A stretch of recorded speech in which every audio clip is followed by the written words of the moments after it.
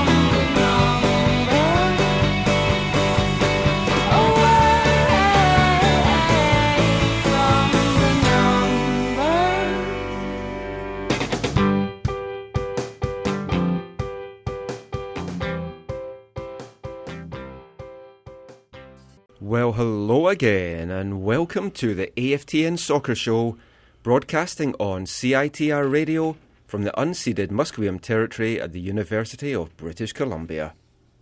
If you're listening to this on the podcast, this is episode 184. I'm Michael McCall. I'm Steve Pander. And I'm Zachary Adam Eisenhower. And it's the first time that we've had all three of us live in the studio. It's been a busy weekend. I mean, Steve and me, we've been watching wrestling non-stop. I never remember it being this busy. Oh, never. You guys. Zach's just shaking his head. It's like WrestleMania weekend. Okay, I know you haven't tuned in to listen to wrestling chat. You want to hear some football chat? Because it's been a busy football weekend as well. And a successful one, for once. Yeah, that's quite rare. Yeah, for this year. Yeah. And for last year. Vancouver Whitecaps got their first win of the season. They did it in some style as well. They've got 4 goals, their first home goals of the year. And basically, I think up to about the 60-minute mark, I was starting to fear a little bit for Kyle Robinson's job, because it looked like it was going to be another bad day at the office. But they turned it around. They got a 4-2 win. We'll kick things off just with a slight recap about the game. General feelings of it. How did you leave the game? I mean, were you overjoyed? Well, first off, why are you fearful for Carl Robinson's job? Because you have to look at the schedule coming up. 5 of the next 6 games on the road, if they hadn't got their first win done and dusted, I think the pressure would really have been amped up on him, especially if they don't overcome Tigres on Tuesday.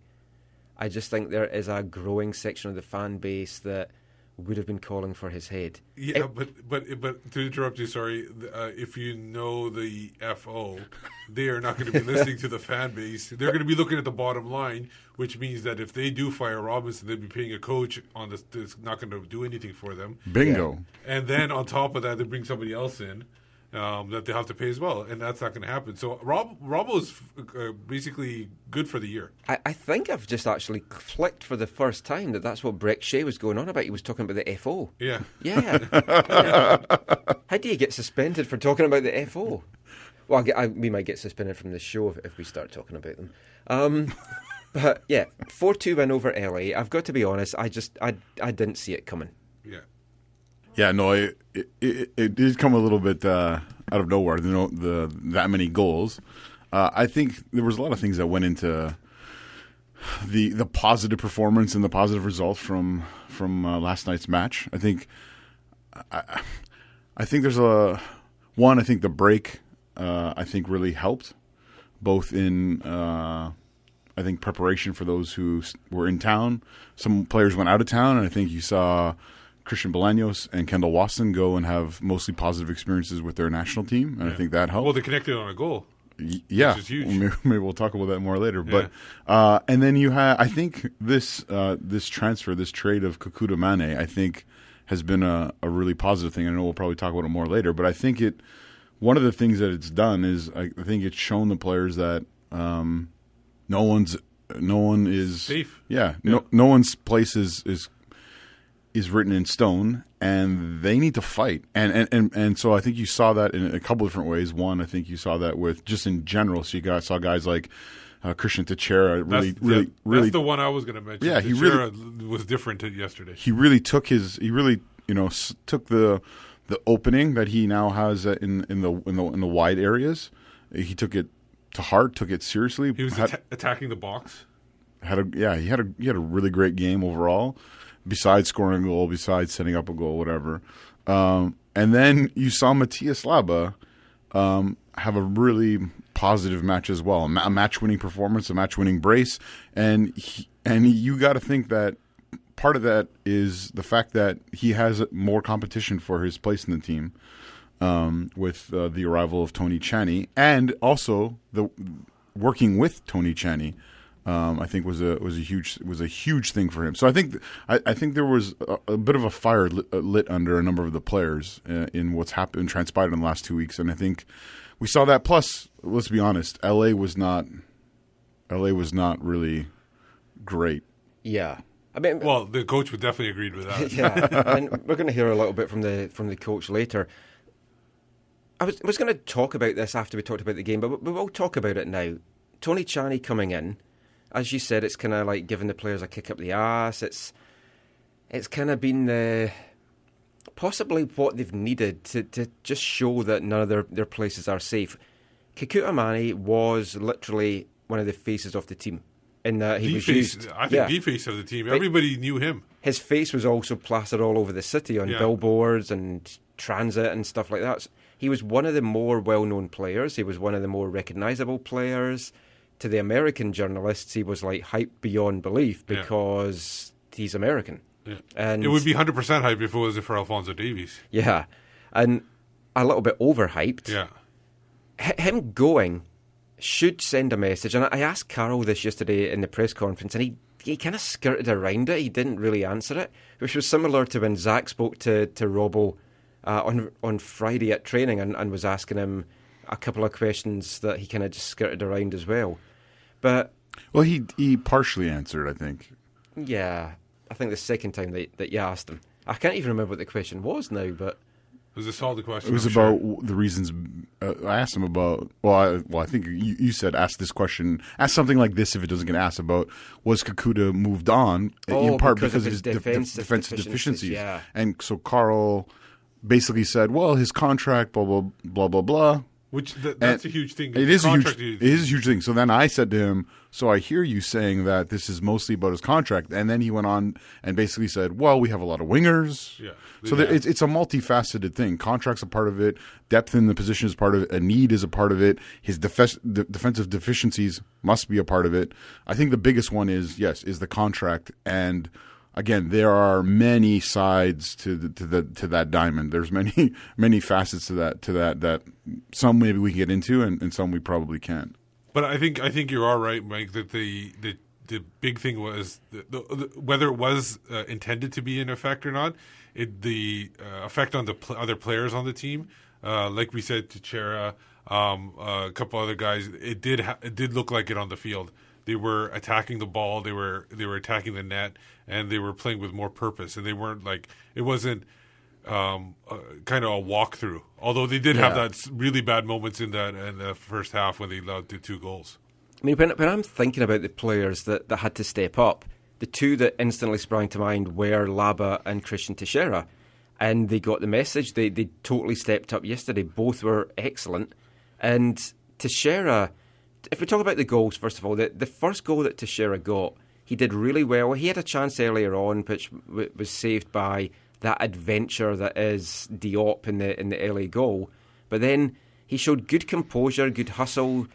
Diop came flying out of his box, and then he did well to control it, made a little bit of room, got round the keeper, and slotted home nicely. Yep.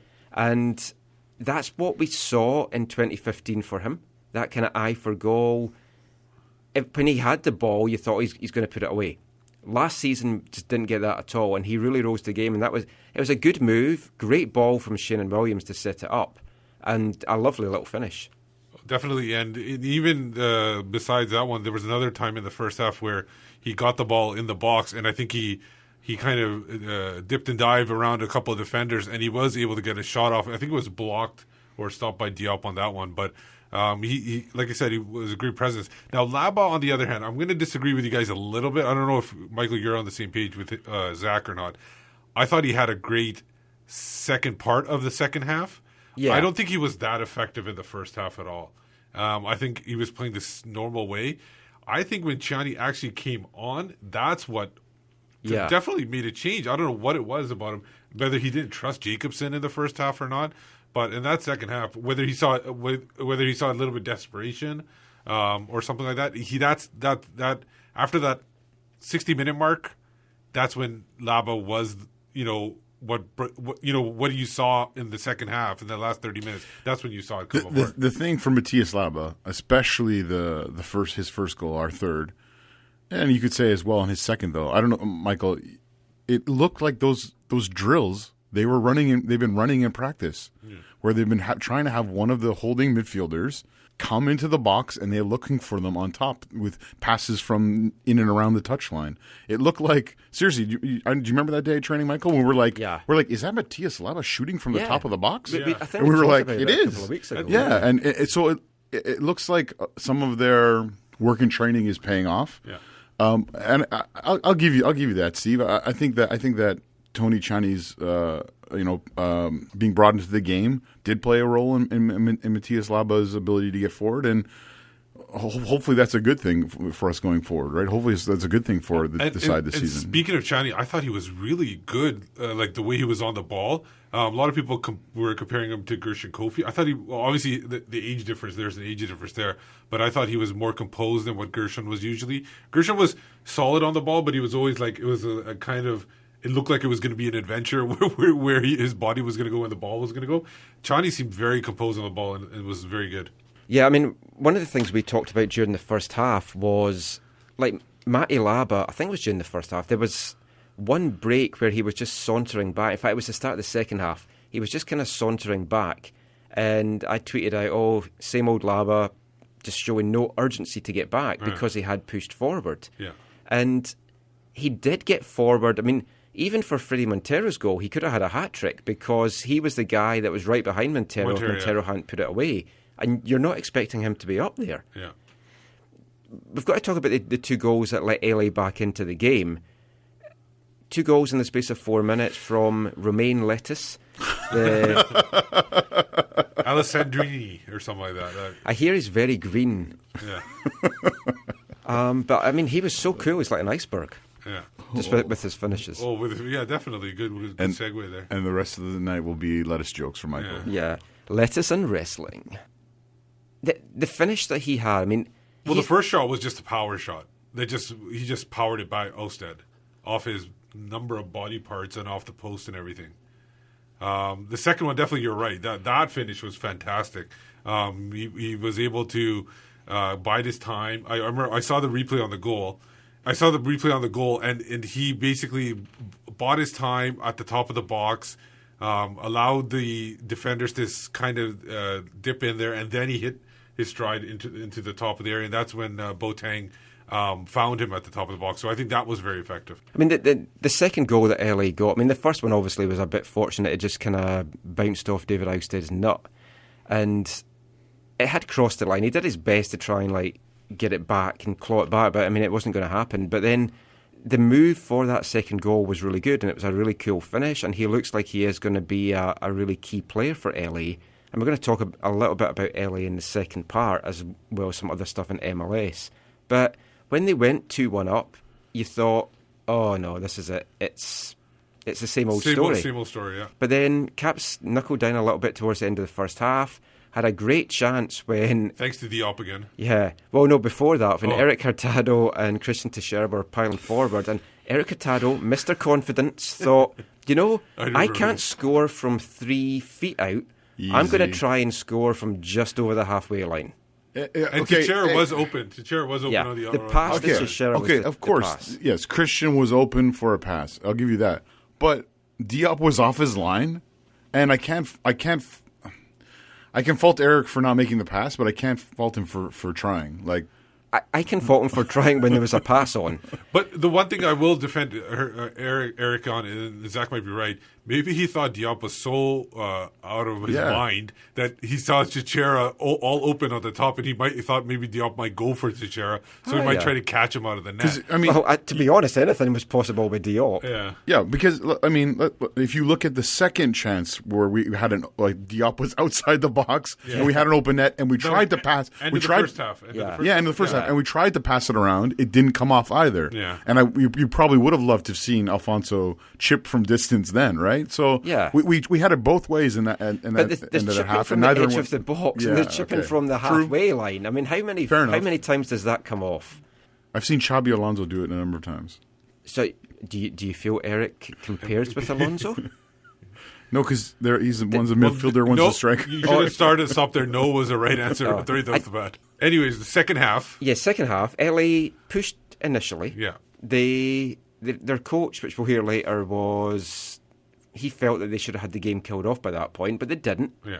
But the second half started with Montero up top too as well. Yeah. Montero came on at the half. I think it made a difference already a little bit in starting the half. Erik is injured. He has a foot contusion. He left the locker room yesterday on crutches. And I heard he had a boot. I didn't see the boot because I was talking to Sam Adekugbe at the time as he kind of hobbled past. The last I saw of him is he was being carted from the dressing room to the exit of BC Place in their little golf cart John Deere thing. It was a boot. Montero came on, immediately added a bit of spark, and it raised the question, I asked Robbo this, if he was good enough to come on and play 45 minutes, why wasn't he starting? And you've got two ways of looking at it. Mark Weber, I was talking to him about it, and he said... Who was also hobbled. He was also hobbled on crutches, actually. So what happened to Weebs? Oh, he's had an operation on his foot, so he's going to be out of action for a few weeks. Oh, Weebs. Well, he's kind of out of action anyway, but it's like he's going to be even more out of action for a few weeks. Weebs has all the action he can handle. But it's okay. He had a personal coffee carrier yesterday, which was myself. I had to, carry his coffee to his desk. And for no him tip and either. That was he said. Did he get there before the elevator broke or after? Before. Oh no, sorry, he got there during the elevator breakage because I heard him. Because I let him know that the elevator's broken, dude. Yeah. So you got to use the other elevator. But yeah, Montero came on, changed it up a little bit. But Weber thought, and Robbo kind of indicated about this after the game as well, that the plan was that Erik would tire the LA defence out. A little bit far-fetched, I kind of feel. But I guess you do have the pace of Davies, you have got the pace of Hurtado to do that. But for me, if Montero is fit to play 45 minutes, you start him, you get your goal, then you park the bus and try and play the game to cover your lead and just see the game out. Yeah. Not then have to chase the game, which we did. Successfully, yes, but that could have really backfired drastically for them. I can't disagree with you when you earlier said that when LA went 2-1 up, it just felt like, here we go again. It was a little bit like the wind was sucked out of the stadium, and it was it went very quiet. You got this very uncomfortable feeling in your stomach of this can't be happening. But then Montero came on, Tchani came on in the 64th minute. 3 minutes later, after this great masterstroke tactical genius, as Robbo said afterwards, of bringing him on, the Caps were in the lead, 3-2. 2 goals. Within a minute. Just over a minute. Yeah. Well, only because of the celebration. If you don't count the celebration, it's within seconds it was. The first goal, Alfonso Davies with a great cross into the box. Teixeira gets it. He does his little in and out, gets a shot on goal. Diop, as you would expect, spills it right to Montero. Great finish by him. I think we've finally got that clinical striker that we've been looking for. We know Montero can offer that, but I mean, this is the kind of chance that for the past 2 seasons has fallen to players in the box and they've not been able to convert it. Montero's not on the pitch long, still not fully match fit. He gets one of those chances and he puts it away. Even if he just gets a few of those a season, it's more than we've had from our strikers in similar situations in the past couple of seasons. The thing is, it's not that. It's all, like you said, he can finish it. But if you look at the goal itself, he sets himself up in the right spot, just like alongside or just behind the center back. It was Vandelli at this point. And as soon as the ball got shot in, he made a run to where the rebound he thought would be. because he saw Diop like pushing it this way. He went right to that spot. He caught it, controlled it, and slotted it in. It was a fantastic finish. Then it was kind of like the Mati Laba show. Yeah, he started and ended the third I mean, goal. that third goal was fantastic. He dispossessed the LA player, set it up, still went forward, and sweet finish from the edge of the box. A great strike. We know that Laba has that in his locker. We've Took seen his him, time. Yeah, and that was a thing that you said was a bit different. He had tons of time. He had no one around him for starters. I don't know where the marking was for that goal, but it was a sweet finish. And we've seen him strike long-range shots before. The goal in Portland. Yeah. Yeah. I mean, he can do that. So that gave the Caps a 3-2 lead, and then after that, they were never really troubled at all. And they got the insurance goal, Labo, with the second one. Yeah, off a header from his head. Yeah. And I asked him afterwards how many headed goals he'd scored, and that was his first ever headed goal in his whole career. And there was a nice quote from Fredy Montero afterwards as well, where he basically said that he spoke to Mati Laba afterwards in the locker room, and he said, "You've got 4 MLS goals. I'm in the highlights of 2 of them." And he seemed really genuinely happy for Mati. And I know, Zach, you've maybe been slow to warm to Fredy just because he's from Seattle, but I thought he was from Colombia. He's from Colombia. Yeah. Seattle's in Colombia, is it? No, they sing up something about Colombia. They always, that's one of their chants. Yeah. But, I mean, I thought that was a really nice touch. He was genuinely happy for his fellow South American. Yeah. Yeah, I think there's good rapport amongst our.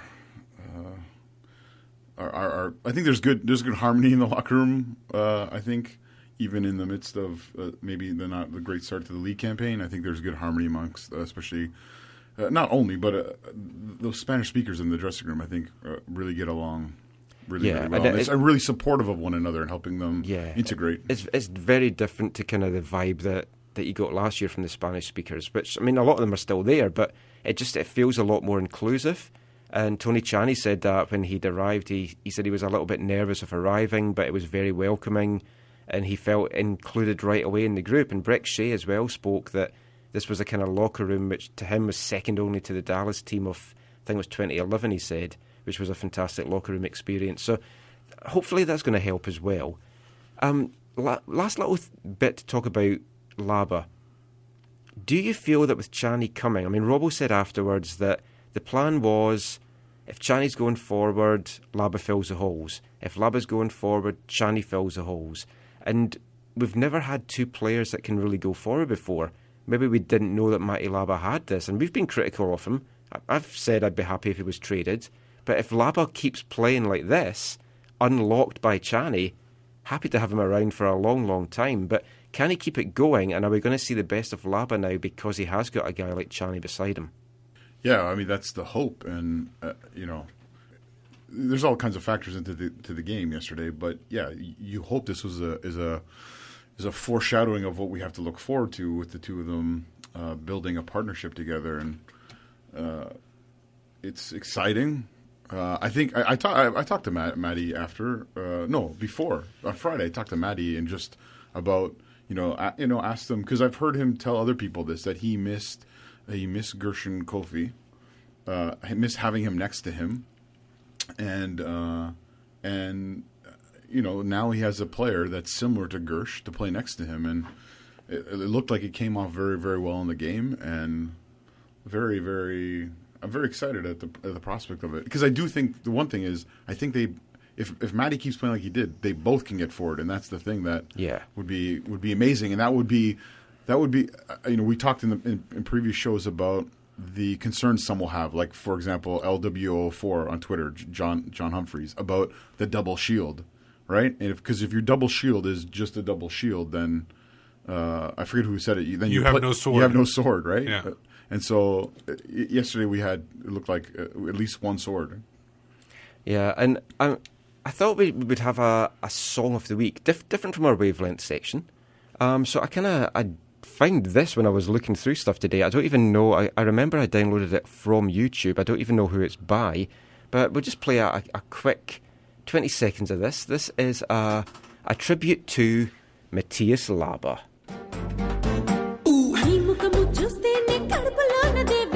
Laba laba laba laba, laba laba laba laba.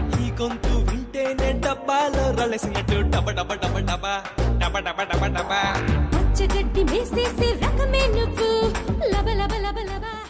That was a little bit different. So that's our Mati Laba song.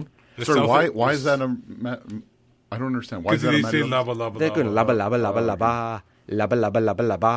Oh yeah, some people were doing that in our section yesterday to some of our songs. It's some Bollywood songs. So Yeah, Steve, I know. I about don't know. it. It's I think it's South Indian, which I wouldn't recognize. There's a lot of dialects in India. It's not from the Five Rivers. No, not from the Five Rivers. Okay. It's not from Surrey? No. Oh, okay. So we mentioned Erik Hurtado, and sadly Erik looks like he could be out for a little bit. We don't know how serious. I mean, a foot contusion is basically a really bad bruise. But if he was in a walking boot, it sounds like it could be a little bit more than that. Hopefully it's precautionary. Yeah. Yeah, hopefully precautionary. Hopefully not as bad as... When you see a player, when you see a player on crutches, you fear the worst. Yeah. But obviously, if Hurtado is gone for a while, they do have some money now that they can use to bring in somebody else that came as part of that Manneh trade. Yeah, and Bobby Lenarduzzi, first of all, had revealed that he is planning on spending the money on a striker, which Robo seemed a little bit surprised that everyone knew that when he spoke to the media on Friday. No, I don't think he was super impressed that Bobby had said that. I listened to it was right on the radio when basically the 1040, it was on 1040, and they announced it. They brought Lenarduzzi right on. They didn't even announce the trade. Lenarduzzi actually announced the trade on the radio. So it wasn't even like a breaking news and the sports guy announced it. It was Lenarduzzi who announced it. I quite like that, actually. It makes the club feel important. You're going on the radio to review a live like trade. That. Yeah. And so he very clearly mentioned that we'll probably use that money to bring in another striker to score goals. And we've also got Kyle Gregg on the bench as well, and hopefully Kyle might see some minutes. I want that guy to catch fire so bad. Yeah, I just want to sing that song. Yeah, it's an amazing. But okay, so we're going to miss Erik Hurtado. Erik Hurtado has, I think, made some good contributions. We don't know if we're going to miss him. Nothing's been announced by the club yet. So he's that is also his nickname, I believe, Erik the Miss Hurtado. Seriously, he's made some contributions. One of the reasons he started yesterday, which I don't think you said earlier, was so that I know they had a time off, but so that our 1-year loanee striker is ready to play on Wednesday. Yes, Montero. Right. But I did ask Robbo if that was a reason why, and he still didn't totally commit to that.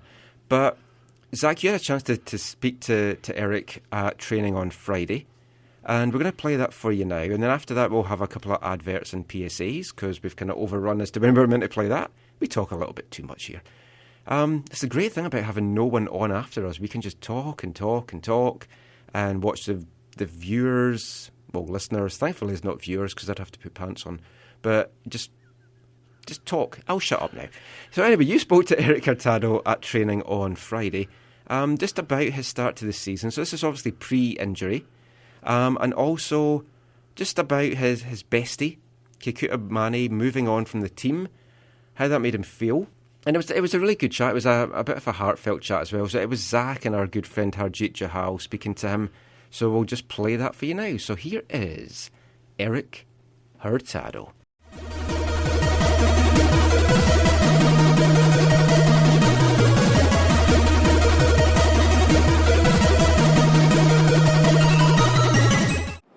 Your thoughts on Kekuta leaving the team? Obviously, you guys are drafted together. One of your close friends on the team. Yeah. Me and Kekuta have been here since we got here.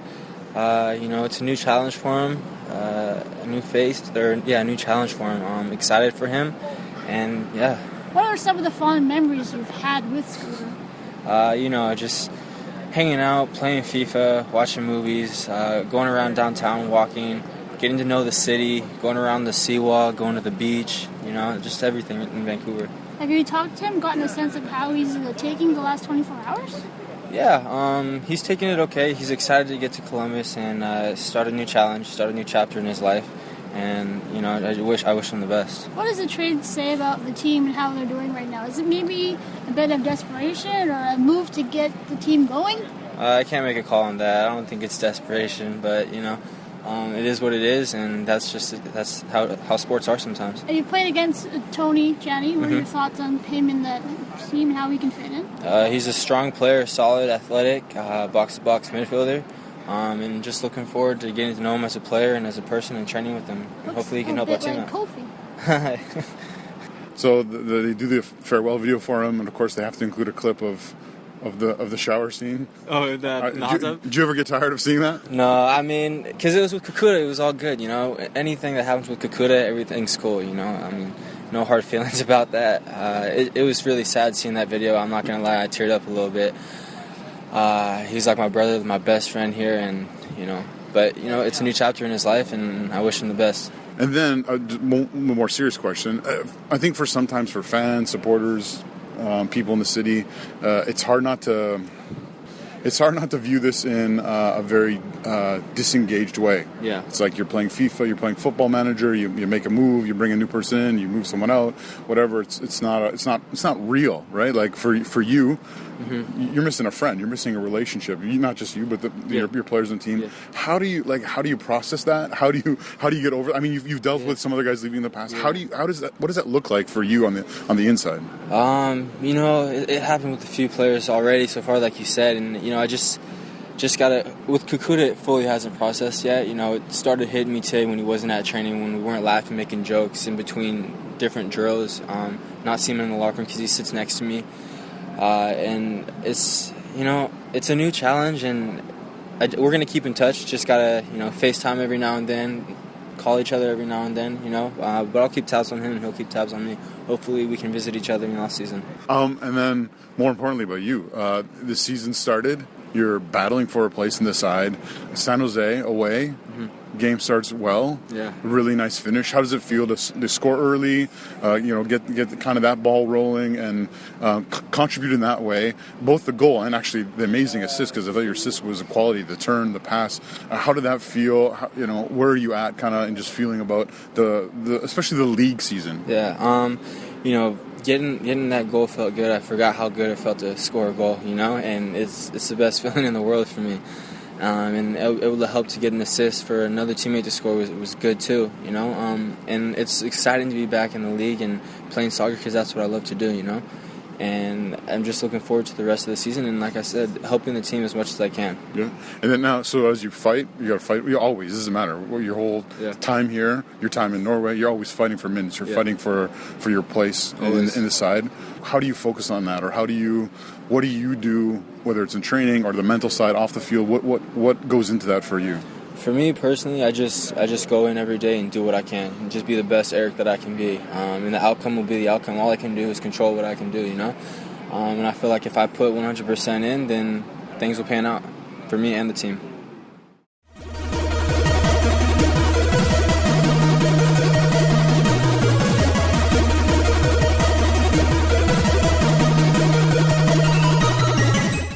So just before the break there, we heard from Erik Hurtado, and I mean some good questions from Zach there, because it is something I think that people just don't fully appreciate. I mean, it's easy when you're behind a keyboard. Maybe we've slagged Erik Hurtado off maybe a couple of times.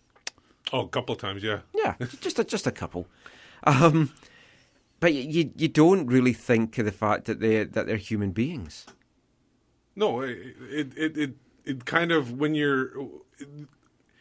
It's tough with sports. You're always, especially nowadays with money so involved and everything, you're always thinking these players as assets because everybody talks about contracts and all that stuff, right? Yeah. No, that's what people think of. They're thinking assets and who can we trade for who, and who, nobody thinks of like the relationships that these players actually have with other players and have with the community. I don't want to get into this now, but this is one of the things that I think is wrong with how we view football, how we view sport, period. But it's everywhere. It's a bigger conversation. Yeah. It's even, if you think of it, it's even in regular world, like where companies and everything have their own employees and they think they're assets and everything. Yeah, totally. But the way we now talk about football or specifically or sport in general is I don't know. It's disturbing to me. It's all business. It's all because of the money. It's because of the money. Totally. Yeah.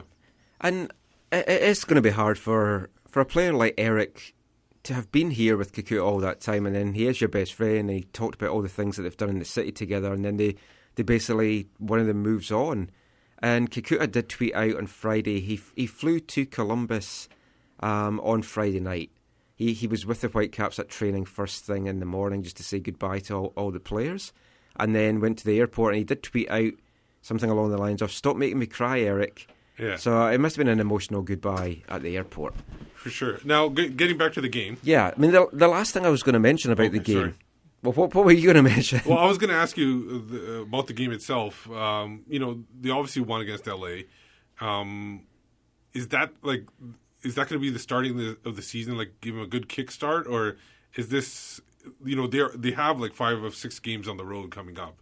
Is this going to be just a little blip, and then all of a sudden the road games again bear down on them, or is this like a good positive thing going forward? What do you guys think?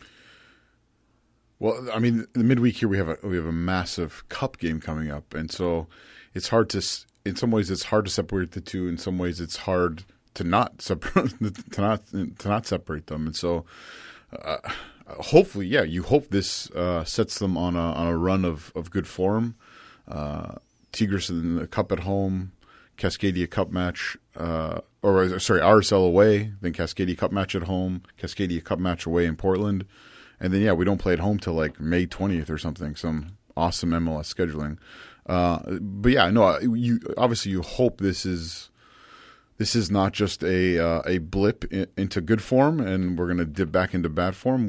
Everyone, I think, is hoping that this is just a sign of things to come. It's hard to say. I think the really good thing about it is that our next MLS game is against a rank rotten team. I mean, Real Salt Lake are having a terrible time of it this season, and to be facing them next, I think is good, building on the momentum of the LA win. There's likely to be player changes, I would expect. Next Saturday, there's going to be players rested because they're going to be playing on Wednesday night against Tigres. But that's a game for the winning. Then you've got Seattle coming to BC Place. Then you've got that really tough road stretch where you're going to Portland, you're going to Montreal, and you look at the fixtures, I think Houston and Colorado's in there as well, and you don't see a lot of points on the horizon, but if they do play the way they played in the second half of the second half on Saturday, definitely a lot of points, possibly draws, possibly wins. Yeah, but I'm a little bit anxious about Salt Lake away, in that you got to think that whoever plays on Wednesday is most likely not going to play on Saturday in Salt Lake. And Salt Lake, as poor as their form has been to begin the season, they've had, I think, one game under their new coach, and it was an awful away loss to Minnesota. Yeah. Some people thought no one loses to Minnesota. Yeah, some people were saying there's no way Minnesota's going to win a game. Respect to Marius. I'm happy he got his first win. But you got to think that coming back to the riot into stadium, that Mike Peckey's, again, for them, going to light a fire under them, that they're going to be coming out massively for that game. Well, I mean, the pressure's definitely on them. And interestingly, with that win that Minnesota had, the Whitecaps headed into the game on Saturday night, bottom of the Western Conference. So that, if they had lost on Saturday, that goes back to what I was saying about the pressure on Robbo. Things like that just compound it. But that didn't happen, so there's no point looking at that. But yeah, I mean, I hope this is a turning point. I hope this is a kickstart to the season. He wants to make this other addition. A couple of folk asking on Twitter who we think that addition could be. Haven't heard any names. I'm hoping it's going to be an out-and-out striker that's maybe going to let Montero kind of play the backup striker, which he's kind of done in a lot of his career. Robbie Keane is still available. Just going to throw that out there. He hasn't signed yet? No, not that. I checked Wikipedia today and it didn't mention anything. I thought he was about to sign for one of the Qatari clubs, but no. My only problem with Robbie Keane would be that he is similar to Fredy Montero. In that he scores goals. Yeah, goals. That's a terrible thing to have. I'm talking about similar. Maybe it is a good thing because they won't lose anything if one is in and the other one isn't. But plus, Keane's not probably going to be able to go every game, especially the home games on turf. Maybe keep him for the road. Yeah. But can we afford Robbie Keane? We've got gam, spam, jam, tam, wham, bam. You know what I mean. I don't. Yeah. I Well, don't it know. depends on what he wants to, right? Yeah. Well, it depends on is he going to have? Because I mean, if Robbie Keane comes here, he is on record on how he feels about our playing surface. But if he comes here and plays for us, I wonder if he'll have built in to his contract that he doesn't get fined for all of his outbursts about the field. As long as he uses expletives in it, which I'm always a fan of in interviews. And we got some of that yesterday from the LA guys, which we'll come to in a sec. So, yeah, I mean, I'm hoping it's going to be a kickstart. We don't know. The last thing I wanted to mention about yesterday's game, though, is we have to talk about the officials and some of the non-calls, and in particular, Jelly Van Dam, that tackle on Alphonso Davies in the first half, just after the Caps took the lead, clear penalty. Well, even today, on Twitter they were saying that the MLS Pro referees are saying wasn't a penalty. I think it was Ben Jada that tweeted that out from them. Yeah. Oh, So my goodness. I'm wondering what are they looking at? What are they calling a penalty nowadays, and what are they? Did not have anyone longing for the VAR that's coming in the second half of the season? The video assisted replay, like. There's no way that would not have been looked at. Oh, it wouldn't have been looked at. But the thing is if it's somebody from MLS Pro controlling that, it's going to be one of their officials being in control of that system. If they're already saying it's not a penalty, that wouldn't have been overturned. Yeah, at that point. so I mean, it wouldn't really have mattered. Well, that's just asinine. Well, yeah. that's the way it is. It did feel yesterday, though, that the Whitecaps were never going to get a penalty. Jordan Harvey was brought down. That was less of a penalty than the one on Alfonso, but then Kendall went down in the second half, and he went down easy, but he did get contact as well. The Alfonso one, that was clear. It was in front of us. Clear. I caught it live, and it was unbelievable. yeah. It was a stone cold penalty. I don't know how anyone can come out. What was there any further explanation beyond? No, it wasn't a penalty. They just said it wasn't. No, he just said it wasn't a penalty. That's what he tweeted out. You can ask the referee after the game, but I don't think they have a referee pool reporter in place this year because no one really wanted to do it.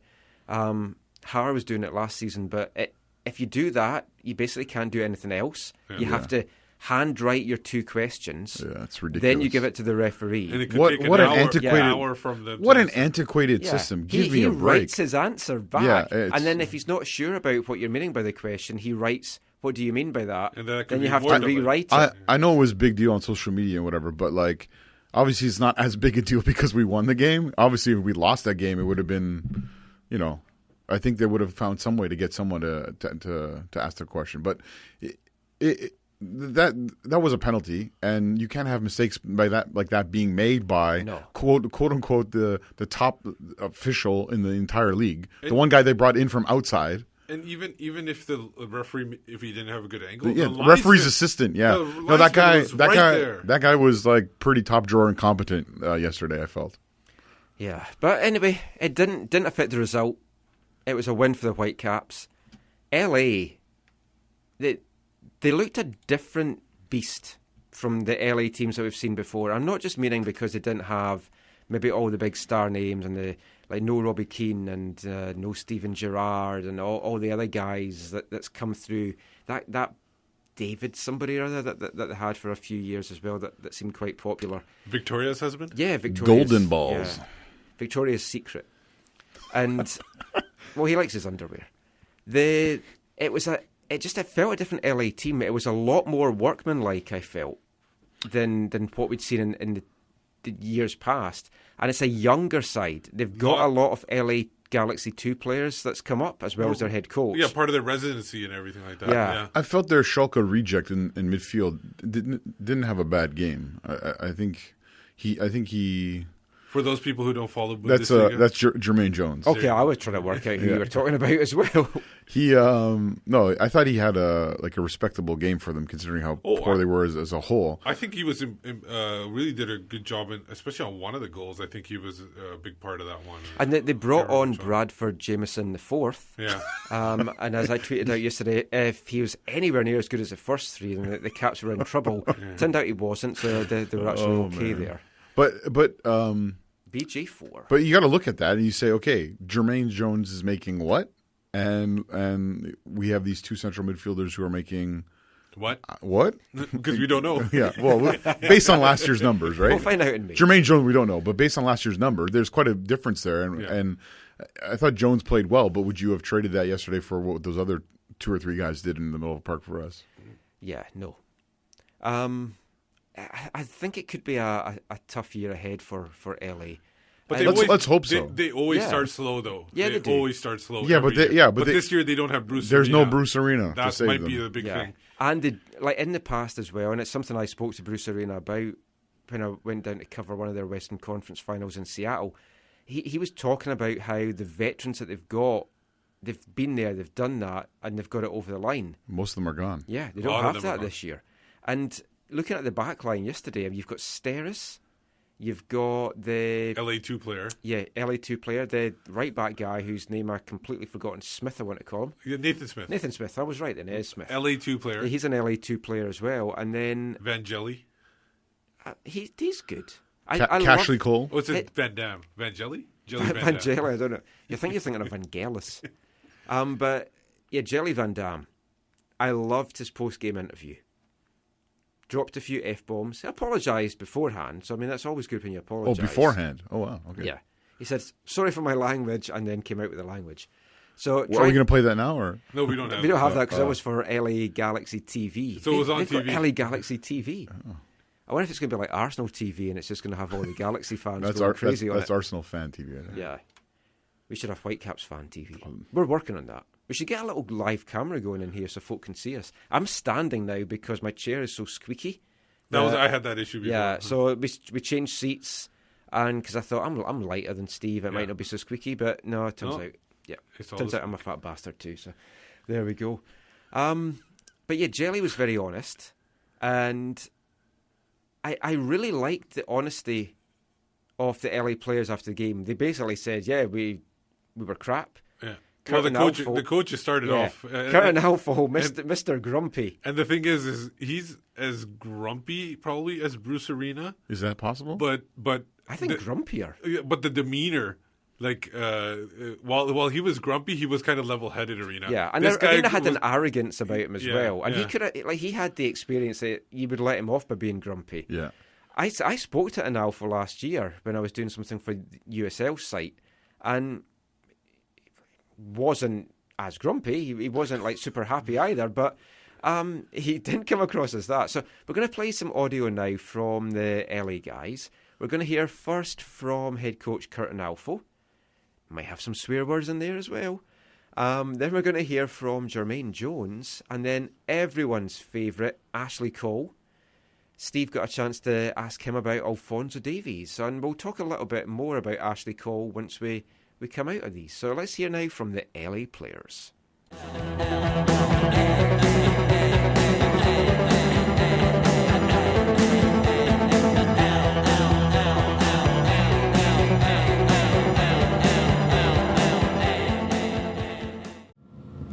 Got some players back, but you didn't get the result that you wanted in the second half.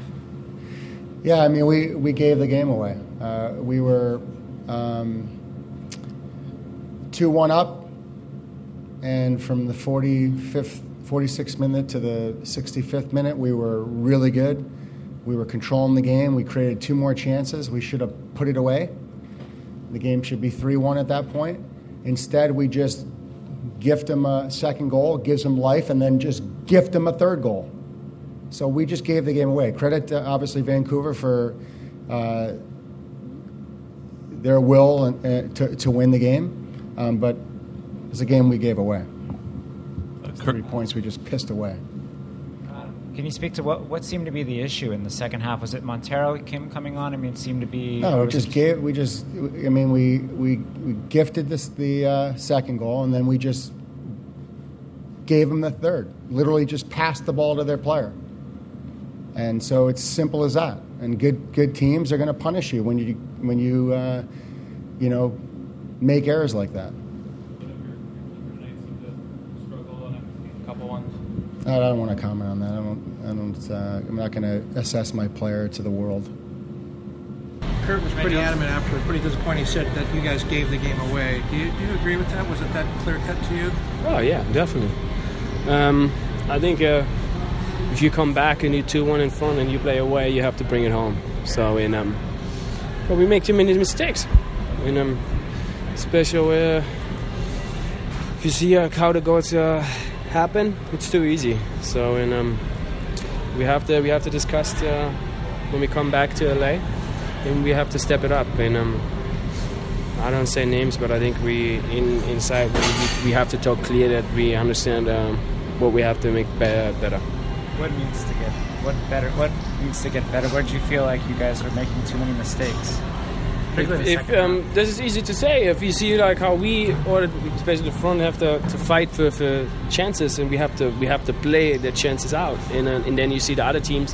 They most of the time they kick only the ball in front, and they run always a chance and score goals. It's too easy, and especially if you LA Galaxy and you see the squad what we have, it cannot happen. In the past, the Galaxy have kind of started slow, but then built up this season. Yeah. Do you guys feel like you have the right mix of veterans and young guys to get kind of nip it in the bud this year and get we're not going crazy right now. With we know, end of the day, like this game today, normally we have to bring it home. We make mistakes, we lose the game. So we know what we have on quality, and we know, especially in this league, it's I would say like.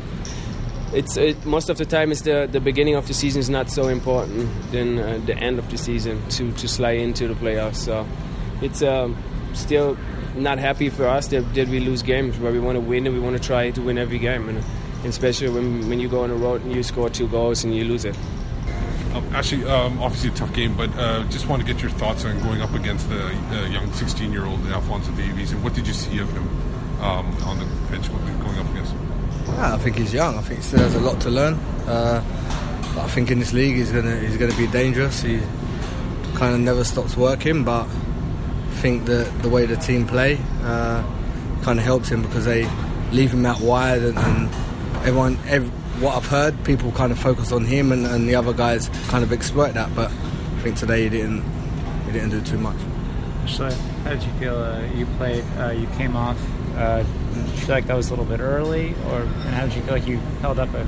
Yeah, I think I've been out for kind of two weeks not playing, and then I've had the 2 weeks training. So of course you're always disappointed to come off, but as I said, I felt good in the game, and I'm looking forward to kind of next game now because it's a tough place to come here. But we thought we had the confidence and going 2-1 up.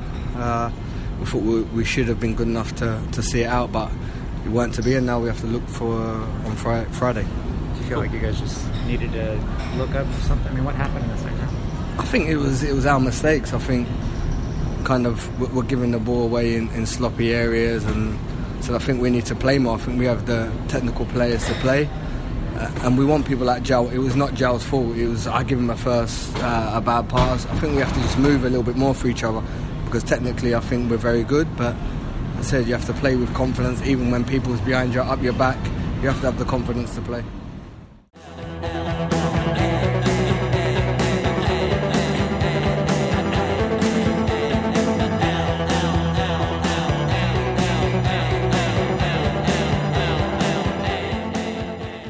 So some of the thoughts there from the LA players, finishing there with Ashley Cole. Now, the Ashley Cole one was an interesting one because he doesn't talk much, and he doesn't like talking to the media.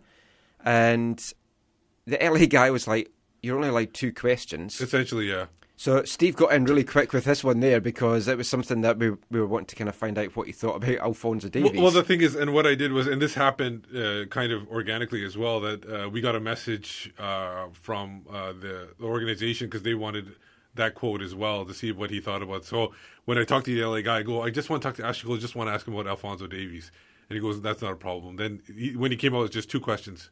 I know you had another question, but then the LA guy, the guy came cover LA, he started asking his question, so I couldn't get to it. I'd sent Steve into the locker room with the sole purpose of asking Ashley Cole what he thought about the famous chant about him. Ashley Cole. Is that anyway? You can find that on YouTube. So I'm assuming he wasn't going to be a fan of it. Yeah. It's just an assumption. He might be. He might just like folks singing about him. I would love to have been there, and it's like you've only got 2 questions for Ashley Cole, and getting Ashley, what's your favourite jam? and just see all the LA guys going, "What are you doing?" Classic Michael. Classic. But one of the AFTN team got into a little bit of a Twitter spat with Ashley Cole tonight. I'm surprised he responded, actually. Yeah.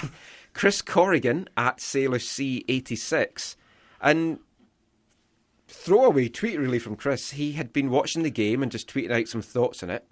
So Chris tweeted out, and one last observation, Alphonso Davies owned Ashley Cole, owned him, and copied in the Twitter handles for Alphonso and Ashley Cole. Ashley Cole then replied to that, going, "Please don't embarrass yourself with statements like that." It's like, what? You rose to that bait, and crazy.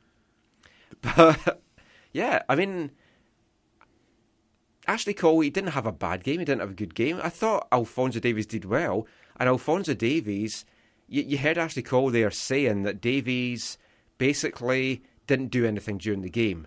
But Davies had a game-leading 4 key passes. So if that's a player that didn't do anything, I don't know. I'll let you make your own decisions as to who was right between Chris and Ashley Cole. We've got a lot of stuff still to come. And we're going to kick things off now with our interview of the week. Sam Adekugbe, residency alumni, MLSer, on loan with Brighton and Hove Albion, the championship side that looks all set to be going to the Premiership at the end of this season. Unfortunately, he's back in Vancouver at the moment. Has an injury, a nagging injury. It's just one that isn't going away. Did they specify where it is? Or Yep, you'll hear that because we talked to him about that. Okay, spoilers. Yeah. Steve hasn't heard this yet. So I got a chance to sit down with Sam after the game yesterday. It's in the locker room, so it's a little bit noisy, but it's a chat about why he's back in Vancouver, this injury that he's got that just doesn't seem to be going away. He spoke a little bit about his time here, fighting for minutes with Jordan Harvey, and also spoke a little bit about what life's like in Brighton, what life's like with a club that's fighting for promotion to the Premiership, and just where he sees his future lying. Which he doesn't answer directly, but you'll get a rough idea of what he's talking about. So this is the AFTN interview of the week, and this is Sam Adekugbe.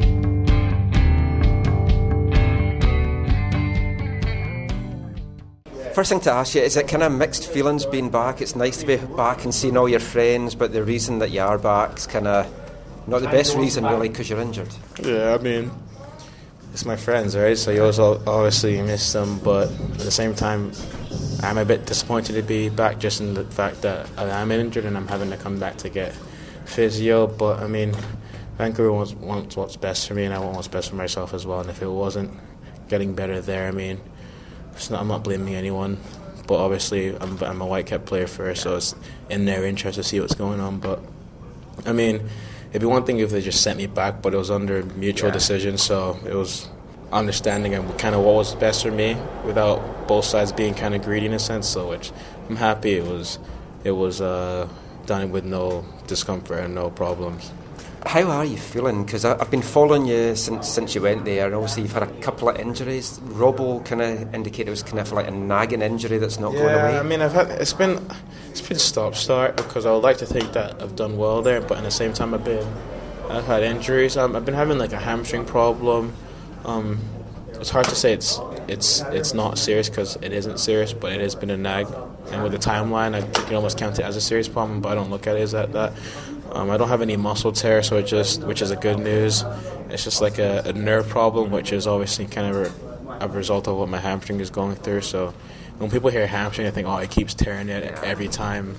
It's not the case. I haven't torn it once. I've just been getting almost, it's called referred pain from my back into my hamstring. So it's just something I need to get sorted out and to do what's best for myself in the end. Your time in Brighton, it looks like you're having a great time there. You've been playing with under-23s, but you're playing in the League Cup. You made your debut in the Championship as well. How have you found your year there so far? It's been good. It's been bad, but I think it's all a bigger picture, kind of learning how to deal with these situations. I was with the 23s. I made my debut, did all these kind of things, which was good. I wanted to be involved with the first team. That was what my ambition was, and I was able to get there. I was the only one that's kind of made their debut from the 23s in the Championship, so I'd take it as a positive. At the same time, I've had troubles with the injuries, which is kind of, as I get up there, I get kind of dropped back down. As I get up there, I come back down with the injuries. So it's been a bit annoying. I like to think if I was fitter, or if I was fit, I would have been able to play 5-10 more games. Based on, obviously, the season is, you never know what happens with injuries there. And there's been times where I have been injured, which has kind of been at the worst time, where that was probably my chance to play. But I guess it's part and parcel of the game, and you're never going to know until you go through it. So it's difficult because I've had injuries these last 4 years, and they're really frustrating, but it'd be one thing if they were things that I weren't doing correctly, and then as a result I'm getting injuries. But if I look at my couple injuries I've had here in Vancouver, they've all been kind of like non-contact, or they've all been something where there's nothing I could have really done about it. It'd be one thing if I was pulling muscles here and there, and I kept pulling them non-stop, and that's when I'd be more worried. But if I'm rolling my ankle, or someone's tackling me and I'm hurting my knee, then there's nothing I can do. So it's disappointing because I'd like to think I would have made a bigger impact here at Whitecaps if I stayed fitter. And at the same time, I'd like to think I would have made a bigger impact at Brighton if I stayed fitter. But it is what it is. I am disappointed, but there's nothing I can do about it. I just kind of have to get over it and get on with it. And that's kind of what my mentality has been, because the last 4 or 5 years, well, since I've kind of become professional, I've gotten there, I've come back down, I've gone there, come back down, and it's a bit worrying, but when I look at when I've been up there, I've been able to kind of do my thing, I've been able to please the fans and make people happy. I mean, at the same time, I've been able to do that. I don't think I'd be at Brighton if it wasn't for what I've been able to do before, so I think there's upside and there's also a downside, but it's just a matter of almost getting over this hill and then just having a good curve from there. I'm not really worried as to what I can do as an ability, because I know what I can do and what I can't do. It's just a matter of doing it repetitively. You were training with Brighton before. Mm-hmm. They obviously liked what they saw that they brought you over. How did this move come about this time around? I guess it was a series of things. I mean, I spoke with Robo. Robo thought I was ready to play, obviously, but at the same time, Jordan Harvey was playing very well, so I can't blame anyone. It was just a case of where I've got two very good players who are both vying for minutes, and it's difficult to split the time. And Robo thought, at this time, I can't hold you back anymore. You know, I'm not trying to hold you back, but he's not going to take someone out that is playing well. You know what I mean? So it wasn't a matter of me saying, "Oh, Robo, I want to get out of here. I'm not playing." It was just a matter of Jordan's playing very well. I think everyone's seen that since Jordan's been here, he's gotten better and better every year. Because you pushed them. Yeah, but at the same time, I've tried to I got to a point in my career where people know what I can do. Now it's a matter of doing it consistently, and that's where things kind of cornered. So it came about. I went to go train through Robo and Chris Hutton, obviously. Paul Barber was obviously here in Vancouver, so he had obviously had some kind of part to play in it. But I think obviously the manager likes left backs, he likes full backs. He brought Liam Ridgewell here. He's obviously kept a close eye on MLS, so I like to think that they knew of me before. I know Paul Barber knew of me before, but it's not like I had a sort of a unique relationship with him. I mean, I barely met him when when he was here, I was only 15, 16 at the time. So I think it's obviously a series of things, but at the same time, it's a good thing because ultimately Vancouver want to sell their players to Europe, and I've been able to kind of bridge the gap by getting in there, even if it's in a weird way, but I've been able to still get there in a sense. So it's a series of things, but it's just a matter of me playing regularly, and if I can do that with the 23s, which is still a good league to be playing in England, then it's a matter of that. And then if I can even on top of that be getting minutes in the Championship, I don't think there's anything wrong with that at the same time. So I think all in all, it was just something that worked out kind of in a smart way for the long term. Obviously here there's not promotion or relegation. I'm used to that from being back home. What's it like being involved in a club that it looks like the Premiership bound, and knowing if you stay with them you've got a chance to be in the Premier League next season? It was cool. I mean, I like promotion and relegation because obviously it puts fear in people, but it also brings out the best in people. I think it's hard to judge what it was like at Brighton because Brighton's winning every game. Yeah. So you don't know when things are going well, no one's saying anything and no one's kicking them a fuss. I mean, and they've started off well and they haven't stopped. So, but you can see other teams where they're coming to Brighton and they're just looking to work corners, free kicks and all that. And you can see when one goal goes in, they kind of look like they've all been shot and everyone just kind of sinks. So it's cool to see that. I mean, I really like it because based on the fact that it gives you something. You want to win as much as you don't want to lose at the same time, where here you want to win and you want to keep winning, which is also good, but at the same time losing is always in the back of your mind in England, which obviously you don't want to do because everyone's in trouble. But I just think it's really cool, to be honest. It brings out the worst and the best in people. That's great. Thank you so much for your time, Sam. Good luck with the injury and good luck back at Brighton as well. Appreciate Thanks. it.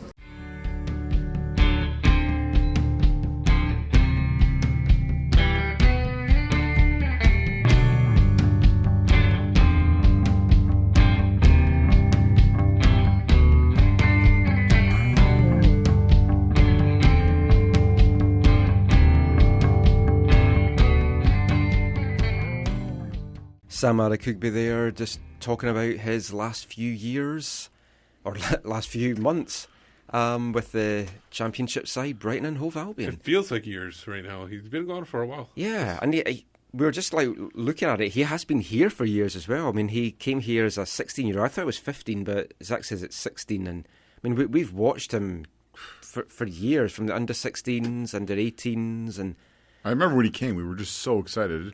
It was kind of like Alfonso, but like there was only a few people were watching him play in the residency games, and he's not on a different position and all that kind of stuff. But yeah, I mean, I remember when he came, we were all so excited. Like we were like, this guy is going to play for us in the first team. Yeah, and he had a couple of moments there when he first came on that it looked like he belonged and everything. Yeah, and I mean, when Jordan Harvey was really struggling at one point. He won the he won the position. Yeah, he won the position. Was it that Orlando when Ricketts got him? Yeah, that was the thing that first put him out. And the thing is, like, Harvey isn't having a great time with it right now. He didn't have a great game yesterday, and I'm a big fan of Jordan Harvey, but I just didn't think he had that good a game yesterday. It would have been a chance for Sam or Brett Levis if he was here.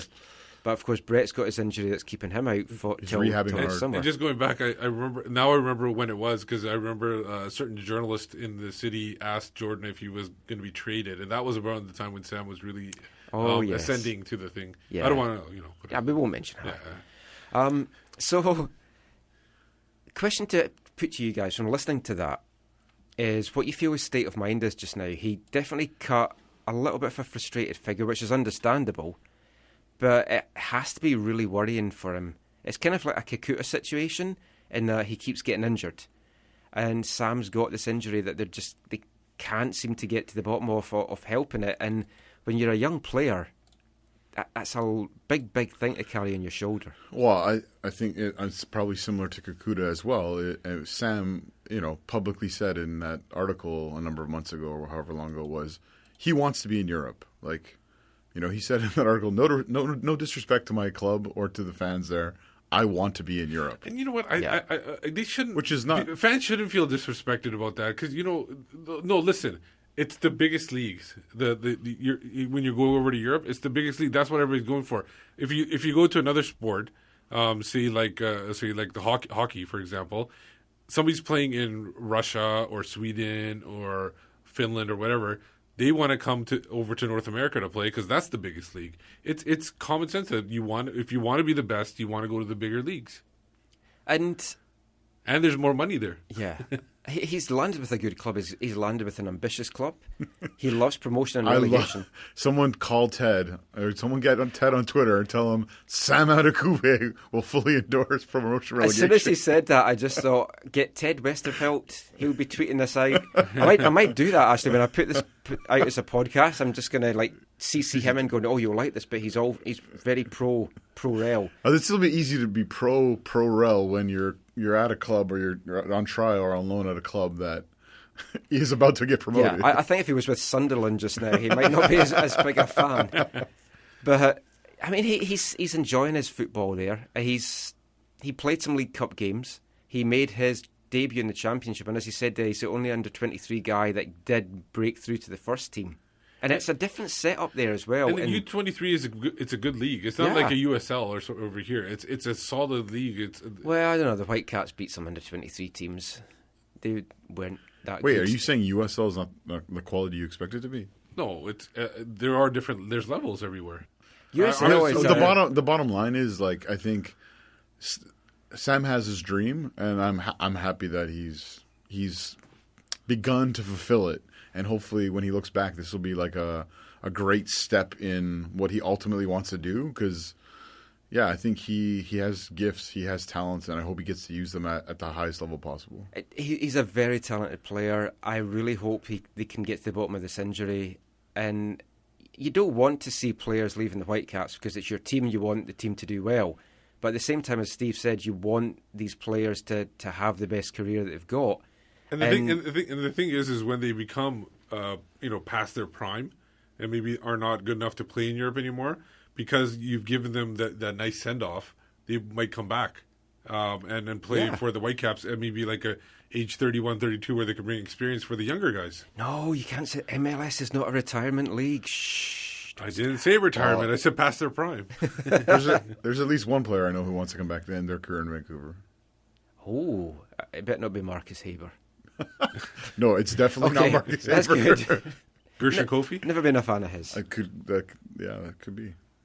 He wasn't good enough when he was here in his prime. Never mind when he's past his No, prime. I think he was in his Gershon Kofi. I think he was or in Marcus his Haber. I think he was in his learning period. Now he's hitting his prime right now. Well, I've not been following Scandinavian football. He's playing in a 4-1-4-1, and he's that sole guy in front of the back four, and he's been enjoying it. Took a knock in training on Saturday, so didn't play in their 2-1 loss today. But no. For all your Hammarby news, tune into the AFTN Soccer Show. Kian Froese actually scored 2 goals this weekend for Fortuna Düsseldorf. Yes, that's good. So, what division did they play in? Second Bundesliga. Yeah, I was going to say Bundesliga. Well, it was for the first team, right? No, it was Bundesliga 2. No, but it was for Fortuna's first team, right? It's like saying Bundesliga 2. Yeah, genau. I did German at school. You did a German? Ausgezeichnet. You did a German at school? Yeah. Oh, the German teacher. Wow. That's a whole other story. I won't even talk about the French teacher. I'm assuming her name was Helga. No, but like we do call Germans Eriks. So I kept thinking, like, Zach as a German talking to Erik, like a pair of Eriks talking to each other earlier in the show. I meant to mention that. Erik's not German, but I get what you're saying. No. Erik name. Erik. Erik is a... Okay, like, let's obviously you haven't watched Auf Wiedersehen, Pet. Great series, really recommend it. Folk love our obscure 80s references. Well, one person tweeted on Twitter that he did. So. One person likes it. I'm just keeping that going. So, that was Sam Adekugbe. Still got a little bit of this show to go. I had hoped to get to some tweets as well. We will. Yeah, we will. Now it's our wavelength section of the show. And we're going back to the 1980s. Actually, no, we're not. We're not. We're going back to 1992. This was a 7-inch single that came out in 1992 from the band I, Ludacris. We featured them on the wavelength section of the show before. If you're a first-time listener, Wavelength is where we play a football-themed piece of music. This is from the English punk band I, Ludacris. You can find it on their 2-CD compilation, 20 Years in Show Business. This is I, Ludacris with a song I'm sure all fans will relate to. We Stand Around.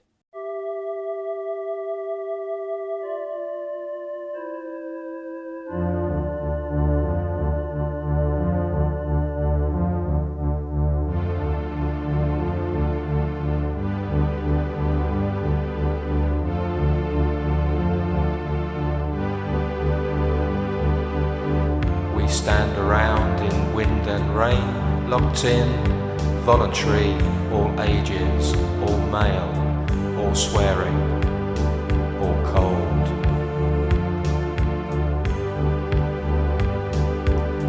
We sing and sway, we punch the air, we chant out names, we seek away. In pens we huddle, in corners too, we shout out loud, we shout abuse.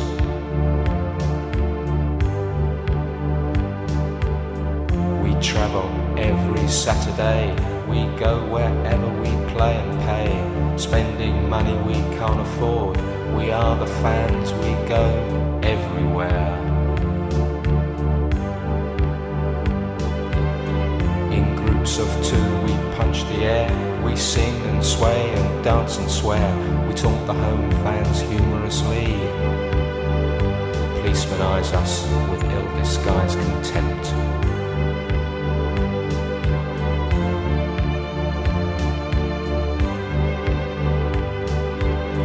Our best players all get sold, their replacements old and slow.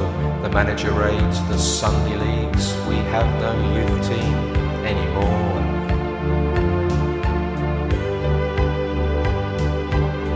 The team defends most of the game, we cheer every breakaway. 3 in the box, in goes the cross, we hold our breath. Goal kick.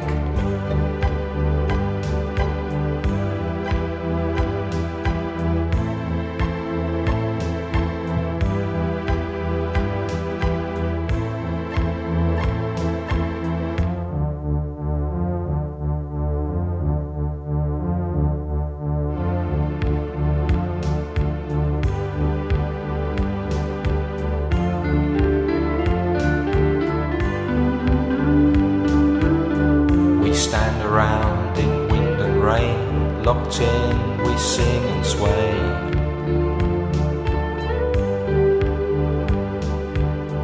We buy the fanzine, it's a con, written by an Oxford Don who thinks he knows what's going on, but we know everything. We know how much the players earn, where they live, where they drink, what happened on the Swedish tour, and why the left back was transferred.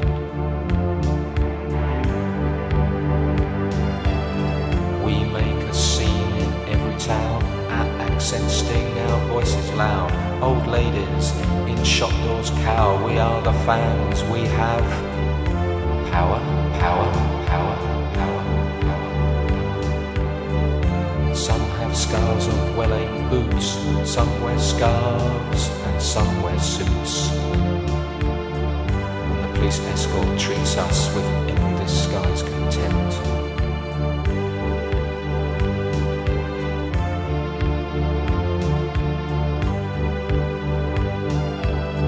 The keeper does his level best, he's overworked and overfed. The shots rain in, we hold our breath. No offside flag, the bulging net. No time to restart.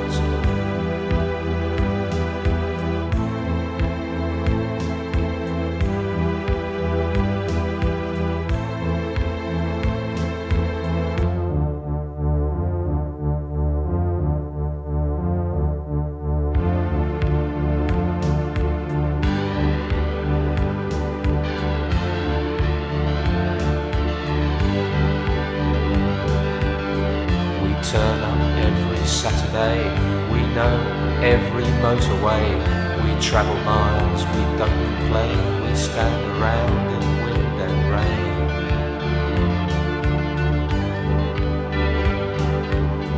We stand around in wind and rain. We stand around in wind and rain. We stand around in wind and rain.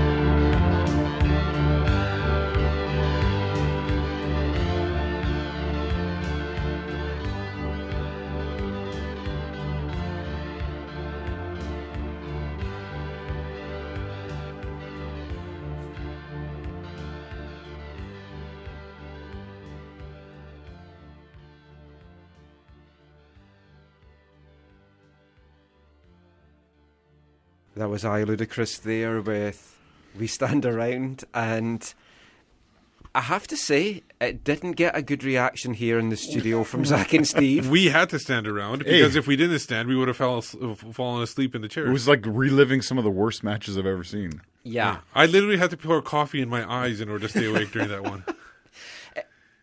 In hindsight, midnight on a Monday morning. Michael breaks out a dirge. Yeah, maybe not. I should have gone for one of my punk ones. When we do that morning show, then we'll definitely put these kind of songs on. Yeah, it's really good lyrics, though. Sorry, what? A morning show? What? When you get that morning show slot. Yeah. Yeah, we had a chance to do this at 7 a.m. 6 it was. 6 to 8. 6 to 8, and then we also got offered a 7 to 9. I just didn't think that our content would be really suitable morning drive material. I'm not even sure if it's like midnight material, but I guess we'll find out. Okay, so for the next 2 hours of the show, got some more Ludicrous songs lined up here. No, let's look ahead to the Tigres game. Tigres coming on Wednesday. Robo called it Mission Impossible. Wow. Do. They're down 2-0. 2-0. It will be if we give up a goal, I think. I need sleep. If we give up a goal, it's really... I'm on pain medication. It's really not going to be a fun match. Fredy Montero said after the game on Saturday that the plan is to get an early goal and then just take it from there. The danger with going for that early goal, though, is you are going to leave yourself open. If Tigres take advantage of that, it is game over. One away goal at any point in the tie, and it's pretty much going to be game over, unless the Whitecaps can score 4. And as we know, they score 4 goals at home all the time. Yeah. Hey, free haircuts. Hey, we scored 4 goals, yesterday. We scored 4 goals against Portland. It's doable. We scored 4 goals against Chivas once. Actually, in 2 of our last 4 MLS matches at home, we scored 4 goals. Yeah, no problem. It's possible. Yeah. It's possible. Wait, is Diop going to be playing in net for Tigres any chance? That would be good. By the sounds of it, and I don't know how accurate this is, it sounds like they're going to be bringing academy players to play up here or something like that. So who knows what kind of unit they're going to have. I don't know how seriously they're taking the match. Well, didn't they do this last time? And in Seattle, they did this against Seattle, I think. The second leg in Seattle, they didn't bring their full team, and then Jimmy Traore hits like some ridiculous shot from 40 yards off the crossbar and in, and Seattle knocked them out. Yeah. Wasn't it like 2 or 3 years ago? Yeah, you have to wonder as well, like if they were watching the game on Saturday, especially if they were just watching the last 25 minutes, whether that may change their plans, and they might think, we might have to bring some of these guys. The turf could be a big advantage. How familiar will they be in playing on that? It's Wednesday. It's supposed to be raining. Open the roof. Yeah, that might have an open advantage. The roof every single day anyway. They don't like to open it when it rains, but their jerseys rain. Yeah, they're not afraid of the rain. They're not afraid of rain. But the roof mechanism is afraid of rain. Maybe the Whitecaps will run triangles around Tigres. It's going to be That's tough. what they need to do, the Barcelona triangles. Yeah. I think what's going to happen is, at first I thought for sure that they're going to play the first half similar to the way they played the 2 halves in Monterrey. They're going to try and keep it tight and then look to come at them in the second half. I think having talked to some of the players, I think that it's more likely that they're going to be a little bit more, as you said, looking for a goal while at the same time being committed to keeping a clean sheet. Yeah, I mean, they have to be tight to the back. What do you think, guys? 4-1-3-2 with Laba and Montero on top?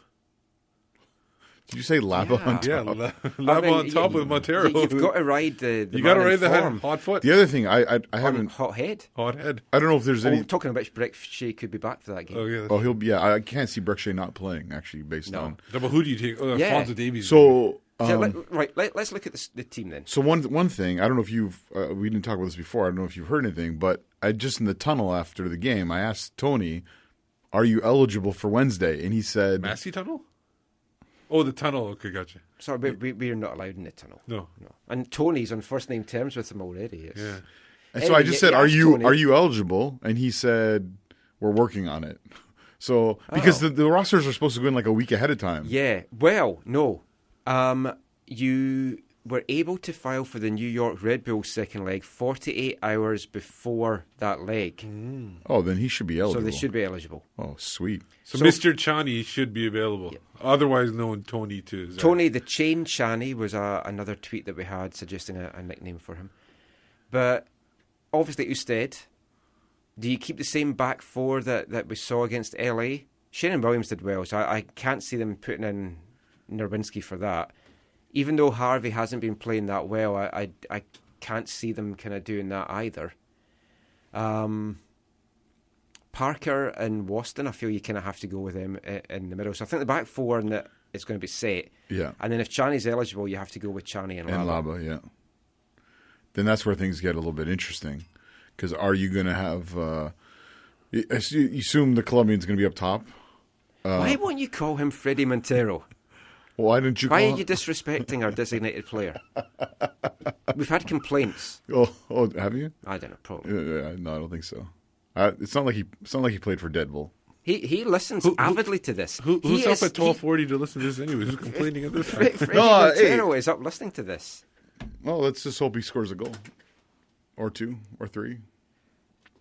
It's the midfield that's the tough one. I mean, Frontero, that's his nickname. Frontero is up top. It's like Churcherado. We've got Frontero. He's going to be up top. So I mean, who's the three that we're going to have? Most importantly, Bolaños. Yeah, needs to play. Even though I don't know, Bolaños go again. I don't think he played midweek for Costa Rica.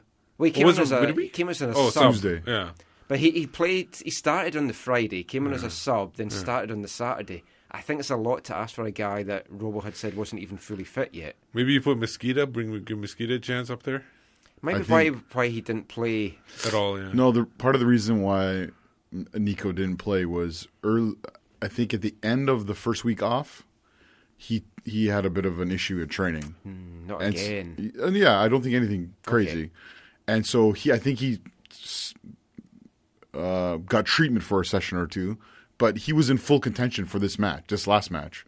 But I think maybe the thought was, okay, he had a little niggle, whatever. Sit him out a game, and then I think see if he's good. Because that's the kind of you want someone who's going to be able to high press and cause issues, and you saw what happened when he came on in the game in Monterey. That temperament as well. I honestly don't think Shea will start. Yeah, because I think the form that Teixeira was in, I think the plan might have been for Shea to start. But you can't take Teixeira out. But do they start Alphonso Davies, considering last time they did that where they played 90 and then they put him in midweek? Or that would be the only thing. I mean, I think you maybe have Breck, Shea, Teixeira, and Mosqueda. Teixeira could play on the right. Yeah. Well, that's the natural place where he usually plays. And then Teixeira there, Mosqueda in the middle. Yeah, toss up between Shea and Davies for me. I think Laba for sure is one of the guys. And it's either if Tchani's ready to go, you put him in. Otherwise, it's Tybert. Yeah, it's going to be. It would be Tybert. One of the two. Could we see if, for whatever reason, it's decided that Shea is not an ideal starter for this match? Could we see Marcel de Jong again, like we did in Monterey? Let's hope not. Marcel de Jong, you might have to put him in if Jordan Harvey's injury, that little calf injury that he had. That is something we didn't talk about. He did come out of the game. I think it seemed like his calf or something like that when he collided with Elstad. Seemed to get a bit of a at the end there, bit of a kick. Yeah. So if he's not good to go, then you're probably going to put De Jong in. So yeah, and then I think Waston's one guy for sure. And then beside him, are you going to put Dean in or is it Parker again? No, it has to be Parker because it's a vital game for them. Yeah. I think you'll see. I think Christian will play against RSL, and then Williams on the right side. Williams on the right side for sure. I think you'll have Nerwinski and Dean in for that game in RSL for sure. Yeah. And then possibly De Jong at left back. And possibly Jacobson as another centre back in Salt Lake away. But so predictions.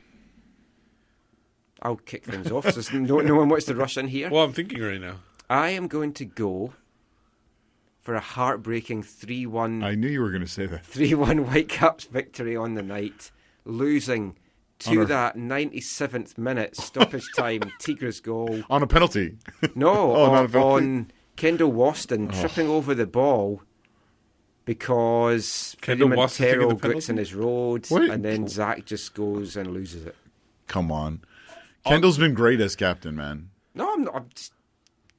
I'm going to go with 3-1. I'll go 2-1 Whitecaps. So that obviously means they don't get through. Come on, Zach. Oh, man. I want us to win 2-0. I want us to win as well. And to go to extra time, and then it's a bit of a crapshoot from there. That would be exciting. Be kind of crappy because I have to then file 2 pieces for MLS and I'm working the next morning, but I can live with that.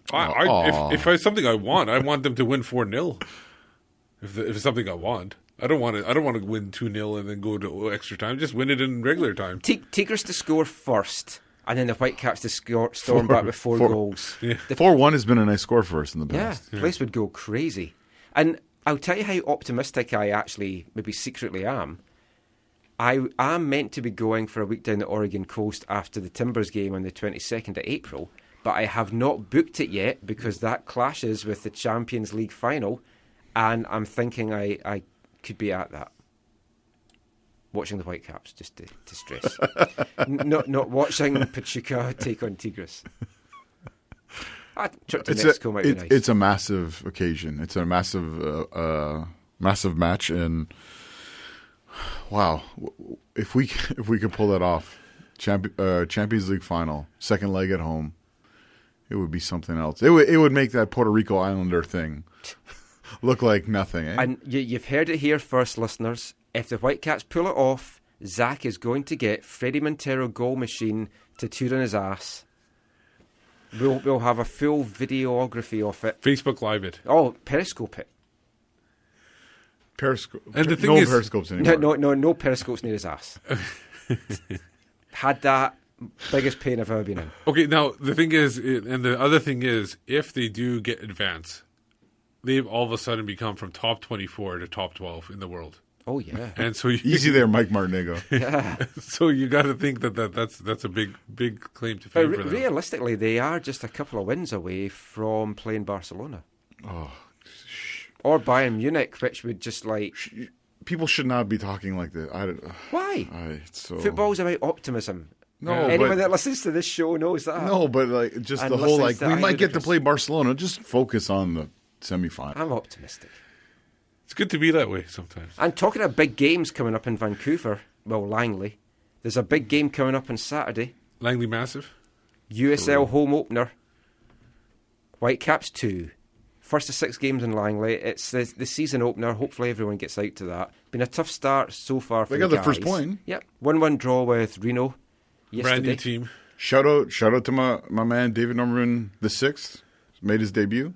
Yeah. He's better than Bradford Jameson IV then.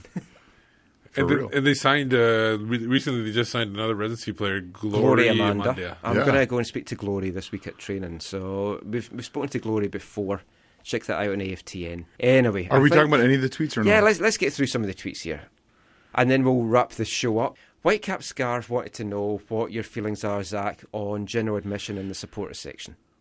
Sorry, how much time do we have? 30 seconds. There's not another live show until 8 a.m. I think we're good to go. 10 seconds. The short version of this is that many supporters for a number of years have been involved in various forms of discussions. And I think right now there's some people from our movement, Curva Collective. There's some people from the Vancouver Southsiders that are working hard at trying to present some options for what that might look like going forward. And so I think we'll know more about what the possibilities are in the next month or two as it pertains to 2018. I think it's there's obviously a lot I could say about this. I think this is one of the mistakes that our front office made going into MLS.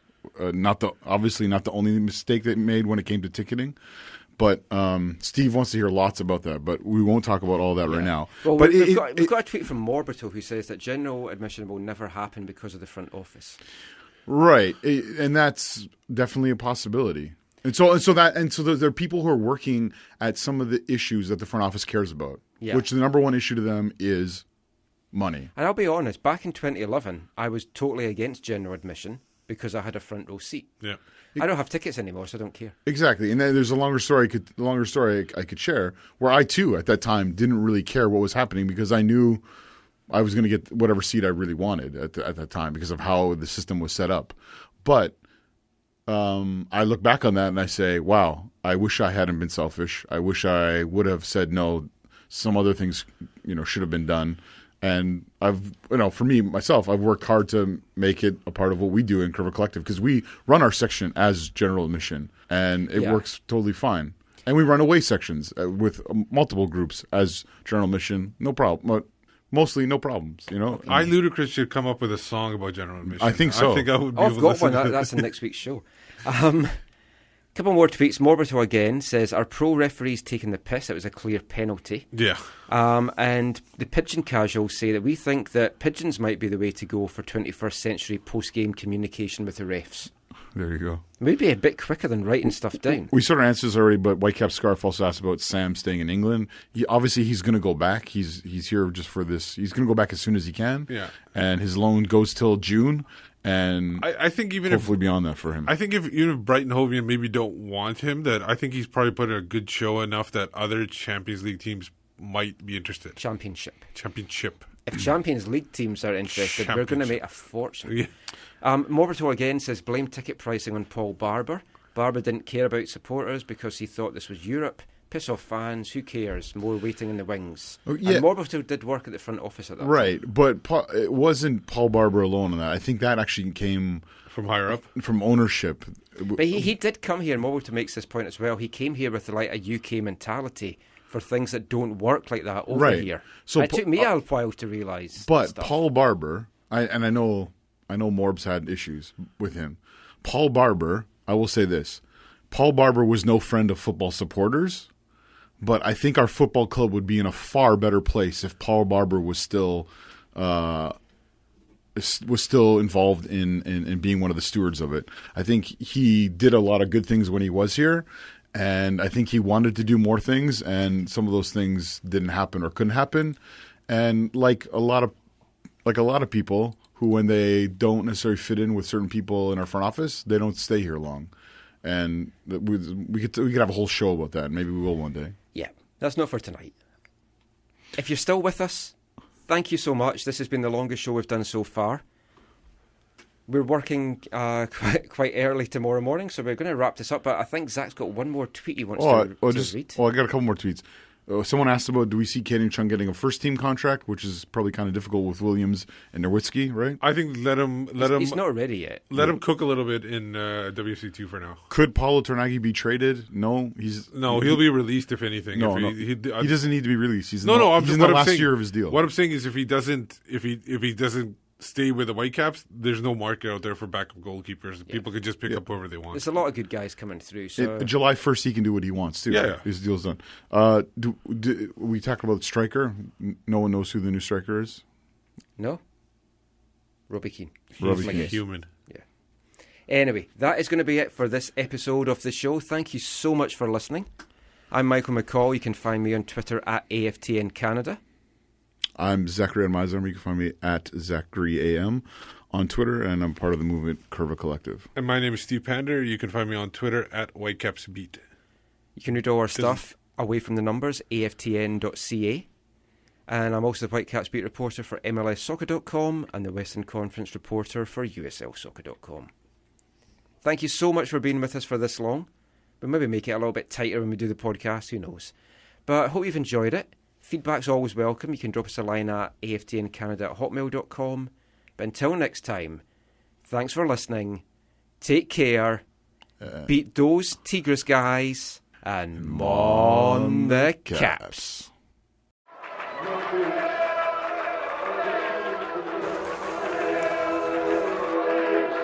Going to your first match is an experience you never forget.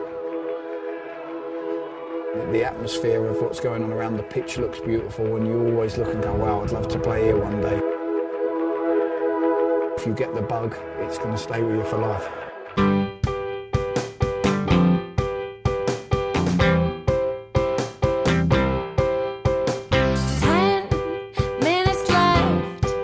Yeah, but